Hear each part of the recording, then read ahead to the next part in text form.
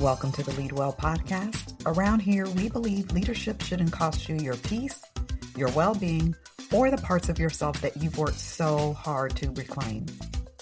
I'm your host, Trasetta Washington, leadership, wellness coach, and strategist, and it's my mission to give you practical, actionable steps that will help you to reduce overwhelm, lead more effectively, and build a sustainable rhythm for both your team and your life. Let's dive into today's conversation. Hey leaders, welcome back to the Lead Well podcast. Now today I want to spend some time talking about something that I see over and over again when I'm working with teams, especially teams that are performing well on the surface, but feeling heavier than they really should behind the scenes. So one of the things that I've noticed, and this is something that comes up a lot when I'm working with teams, it's that teams don't usually fall apart in these big, dramatic ways that people expect.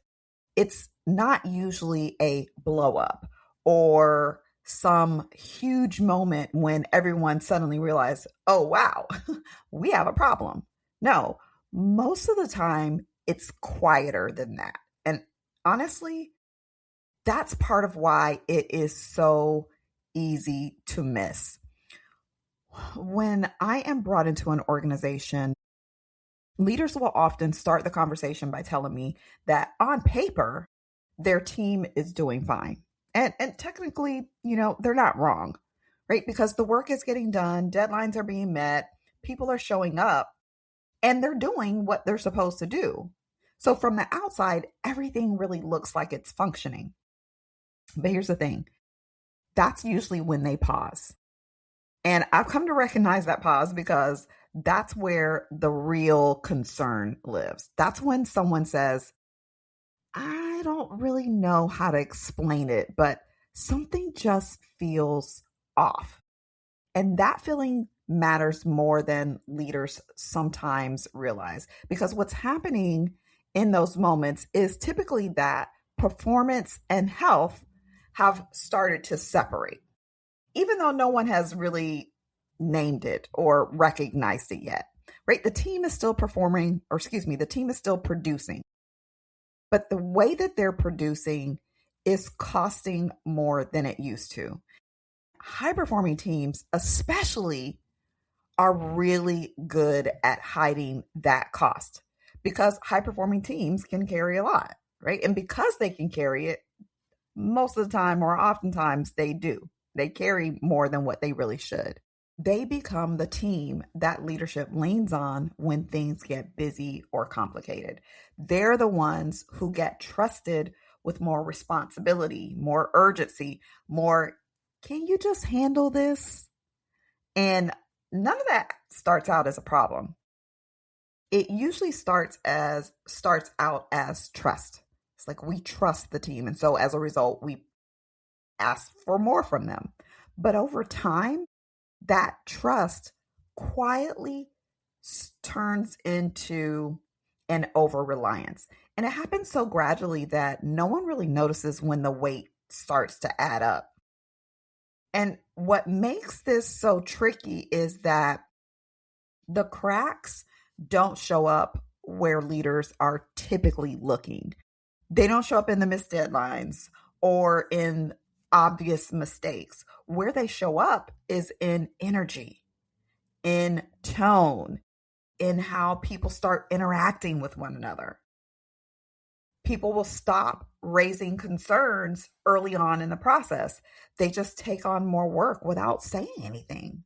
And it's not because they want recognition. They do it because it just feels easier than slowing everything down or creating friction. So what they do instead is they just quietly fix things because they don't want to be seen as the problem or the person who can't handle the work. And this is usually the point where I start really paying attention to trust, even if no one has really used that word yet, because trust isn't just about whether people like each other or get along. It's really about whether people feel safe enough to say, hey, this doesn't make sense, or I'm not sure that this is sustainable, or even I don't know how to do this. Right? When trust is really strong in a team, people speak up, and they speak up early while things are still manageable. When trust starts to weaken, people wait. They hesitate. They carry things on their own just a little bit longer than they really should. And from the outside, it still looks like performance, right? Alongside trust, communication usually starts to shift as well, and not in a way that is always obvious, right? People are still talking, meetings are still happening, emails are still flying through the internet. But clarity is the thing that starts to drop. What happens is expectations end up becoming implied instead of being stated very clearly. Right? Decisions aren't really as clear as they used to be. And people will end up leaving meetings with a slightly different understanding of what was decided, or who has who owns what responsibilities. And instead of slowing down so that they get aligned, everyone just kind of picks up the pace to compensate for that lack of clarity. And that's often when leaders start to notice that more questions are starting to come to them, or that things that the team used to handle on their own are suddenly starting to land back on their plate. And again, nothing's technically wrong. The team is capable, right? They're still working, they're still moving tasks along, and no one is openly complaining. So it's really easy to assume that it's just a busy season, or it's just a temporary phase.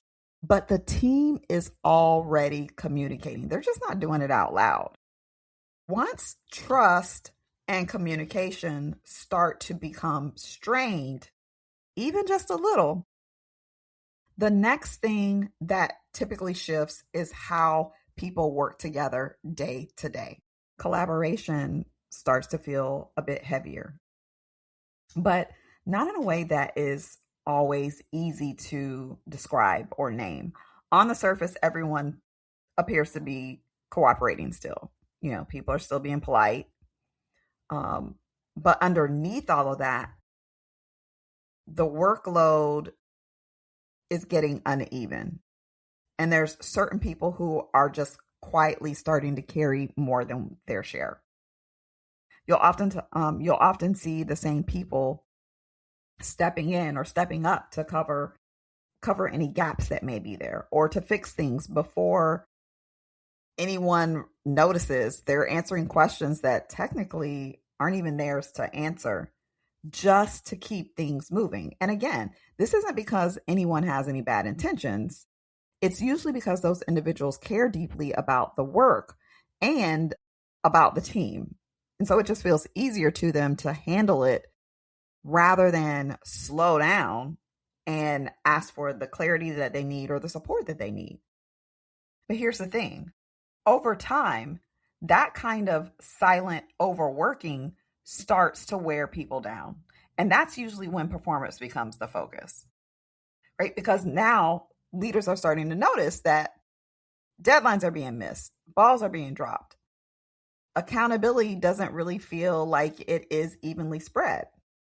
And what's interesting, though, is that the performance issues at this stage aren't usually about effort, right? People are still working hard. Sometimes they're working harder than they ever have. The issue, though, is that the role ownership has gotten really fuzzy. The expectations aren't as clear as they once were. And so accountability starts to feel very personal instead of it being structural. And when people don't know exactly what they own, what they are accountable for, or when the ownership keeps shifting, depending upon the urgency of things, that starts to create confusion. Not only that, frustration, right? And you as a leader, leaders will feel that tension as well, because now suddenly you're having to follow up more. You're having to go and check in with your team more and hold on to more things in your head that your team used to be able to manage on its own. And somewhere in the middle of all of this, that's where well-being starts to get affected. And not in a dramatic way at first, right? Not initially. It's not dramatic initially. It may look like irritability. It may show up as fatigue or as people feeling less patient with one another. You may notice that energy has dropped in your meetings, and there's this sense that everyone is kind of on edge. Right? People are just a little more on edge than they used to be. And because well-being is often treated as this individual or personal responsibility, those signals don't always get connected back to how the team is functioning as a system. But teams carry emotional and relational load together, whether we acknowledge it or not, right? That is a shared load that teams will carry. And this is usually the place where leaders start to question themselves. They may, they say things like, I don't understand why my team feels so stressed. We haven't changed any of the goals. Or everyone is capable and they're working hard. So why does it feel like things are just slipping away or falling through the cracks? And the answer is usually that the pillars that are holding up the team are just no longer evenly supporting the weight. And that's really where my teamwork tune-up comes in. Now, I didn't create it because teams are broken. Most teams aren't broken. I created it because teams drift. And without a shared language or structure, that drift will go unnoticed until it becomes very painful. The tune-up gives teams a way to look at trust, communication, collaboration, performance, and well-being all together instead of treating them like separate issues that get addressed in isolation. So what I've seen over and over again is that when teams have the opportunity to slow down just enough, right? Just enough to recognize what is happening beneath the surface, that is when things start to shift. That's when conversations become more honest. Expectations can get clearer. That workload gets redistributed in a way that is much more sustainable. And leaders stop feeling like they have to carry everything themselves just to keep the team functioning. Now, none of this requires blame. And it's not a crisis, and it doesn't require a crisis. It just requires attention. It just needs a little attention, because strong teams are not built through pushing harder or expecting people to stretch themselves indefinitely.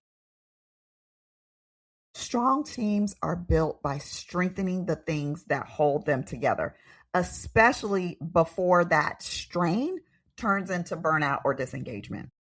And if you're listening to this and realizing that your team is dealing with communication gaps, friction, or just a general sense of overwhelm, or maybe even they're depending upon you more than they should, I want you to know that you don't have to navigate that on your own. You can learn more about my teamwork tune-up and explore bringing me in to work with your team using the link that is inside of the show notes. It's one of the most effective ways I've found to strengthen trust, communication, collaboration, performance, and the well-being of your team from the inside out, and in a way that actually sticks.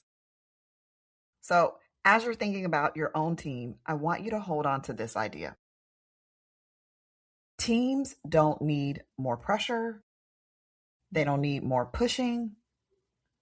And they don't need more perfection. What they need is attention to what's happening underneath the surface. and the willingness to strengthen what's already there before things start to break down. That kind of leadership creates steadiness, not strain, clarity instead of confusion. And teams that can perform well, they stay well while they do it.